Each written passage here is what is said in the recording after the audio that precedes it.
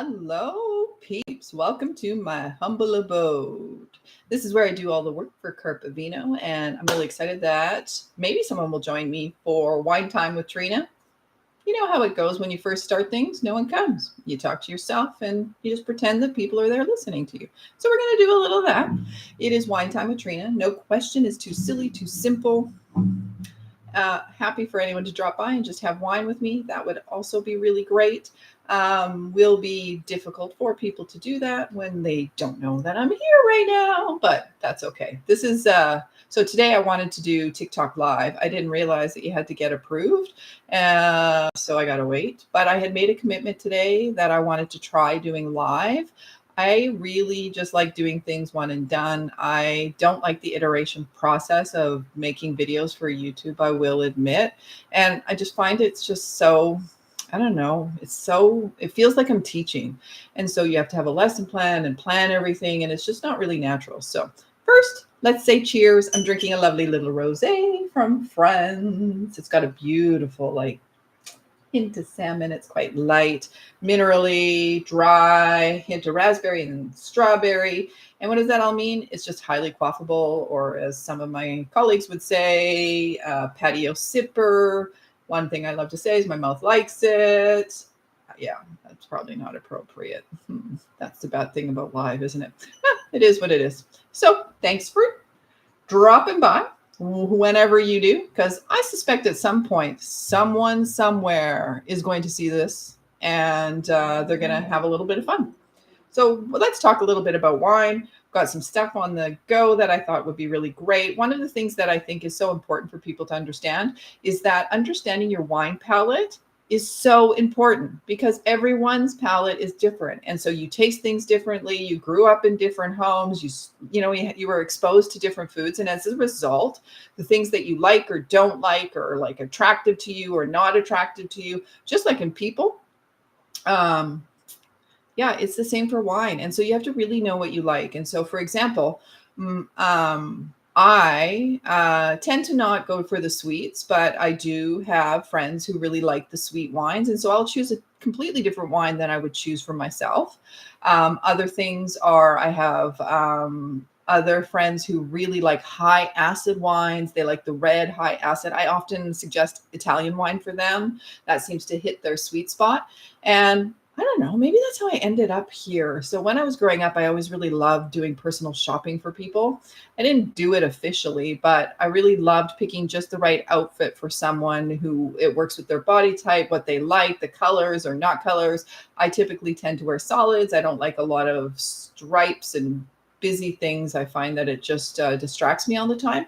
And wine is kind of the same way. You have to know what works for you. And that's really important, because your tongue tastes sour, sweet, salty, bitter, umami. And people often ask me, what does it mean to be umami? What does umami mean?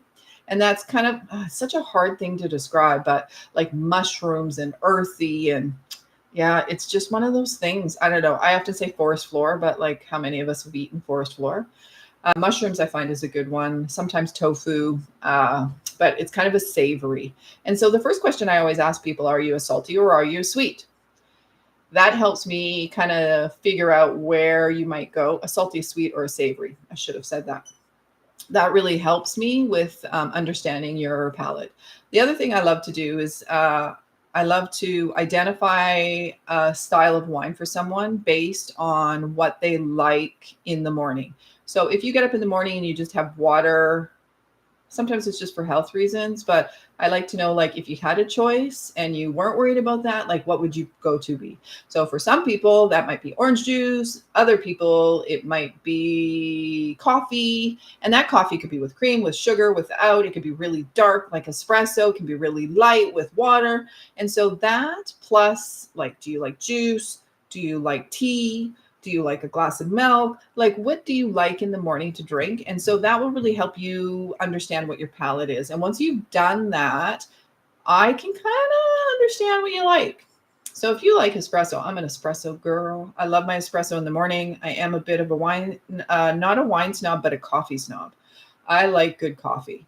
And wine, I think, like, I do like quality wine, but yeah, Does that make me a wine snob? I'm not a wine snob because I will drink wine as long as it's quality. It doesn't have to be expensive. It doesn't have to, like, I don't want to drink marketing just for marketing's sake. But I like espresso, and see, I often get just as distracted. And I think that's kind of the fun of getting to know me. I miss hanging out with people. And one of the things I loved doing during COVID was doing online tastings. And I miss having that like online community where we can hang out. So I'm going to start doing wine time with Trina. You can bring a glass of wine and hang out. We can just chat. You can ask me questions. Typically, I like to stay in the like ask me business questions. You can ask me life questions. My daughter's friends love to do that. But wine and business would be great if we could talk about that. So if you like espresso, you typically like a bolder wine. You like a heavier wine, something that, has some to it. And that works for me. And so if you're out there saying, oh yeah, I like espresso, you probably like a bold red wine, something that, like, I always say like espresso that with your fork could stand in it. Then you kind of want a chewy red wine. And chewy red wine's hard to describe. It's kind of a mixture of the tannins and the body and like everything together. And like, it just has so much more structure than like a lighter wine, like a Pinot Noir or a Beaujolais. Those are all lovely as well. But I really do love wine that really, is really strong. Anyways. So for you, depending on what you like, that will help you guide you to the types of wines you like. I believe on my website, and great thing about doing this like this, I tell you, it's so much more fun than like recording and sticking to a script. I'm in. And I will say I'm in because of Gary Vee. He's the one who said, like, just get on it. He's right. Just get on it, because this is like 100 times better. Maybe you'll listen to me, maybe you won't, but maybe I should give something of value. So if you go to my website, which is we're doing that together, carpavino.com, because I don't want to tell you something that's not there. And if you go to my website, you will see at the top, I do still have it there, which is great. You're going to see it on the top on the right-hand side. There's this thing called the Wine Passport. And when you download the Wine Passport, you're going to get a book that you can print. And it's more fun if you print it. I don't think it'll work digitally, actually. Maybe you could convert it, but I didn't do that. This is more to be printed. It's called a Wine Passport because what we can do is we can go through the different wines in here. And so it starts with that wine profile tracker. And the tracker is designed to help you uncover your personal taste preferences. As you explore new wines, simply check off the aromas and flavors you notice, and more importantly, the ones that you enjoy.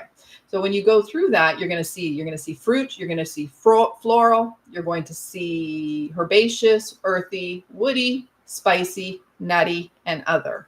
I'm a little nutty. And you'll go through those, and I'll give you an example of the first one. The first one is citrus, and it says lemon grapefruit. So when I think of citrus, it's like that citrus makes your cheeks pucker citrus. Do you like it? Do you dislike it? Or neutral? You're going to go through that entire tracker. And once you've gone through that tracker and make some notes along the way, you'll have a better sense of like what fits for your wine profile. But what I don't want to do is I don't want to tell you what you like. I want you to discover it. And so you'll go to the first page, and I take you through some of those like foundational wines. And those foundational wines are things that you would typically see on most wine lists. And so the first one is Sauvignon Blanc.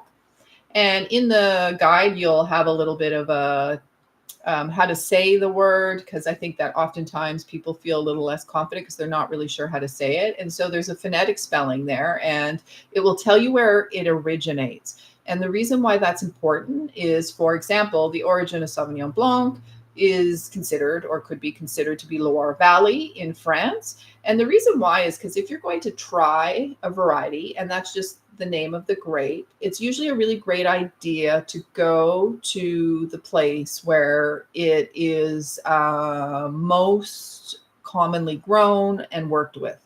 They're going to understand the grape. That's not like across the board. And yes, there's exceptions, but if you're starting out, it's a really good idea to know that if you want to try a Sauvignon Blanc from Loire Valley, that's kind of where it started. But the interesting thing about it, it's also found in New Zealand, in Chile, in South Africa. And depending on where it's grown, it will have different profiles. And I think that that's one thing that people really get confused about, is that if you take a New Zealand Sauvignon Blanc, I will admit they're not my style. They're very, I call them cut grassy asparagus, and that's not my flavor profile. But I do love a Sauvignon Blanc from Loire Valley that isn't as herbaceous, isn't as green, and is much more on the like mineral side or acidic. I don't know if it's acidic or what it is, and yes, I have my diploma in wine, but there's a lot of wine knowledge in there, and I'm not always going to get it right. And that's the other thing I really know about wine is, yeah, many people may have like rote memory. They may have like phenomenal memories to bring back every little fact, but really wine is about the feeling that you have when you have it. And that's probably what's going to come out most. So the profile of a Sauvignon Blanc is citrus zest, it's green apple, it's fresh herbs, it's passion fruit, whetstone. And whetstone's always a weird one. People say, oh, really? Do you taste whetstone? Actually, I think I probably get asked, have you ever tasted whetstone? And I don't know.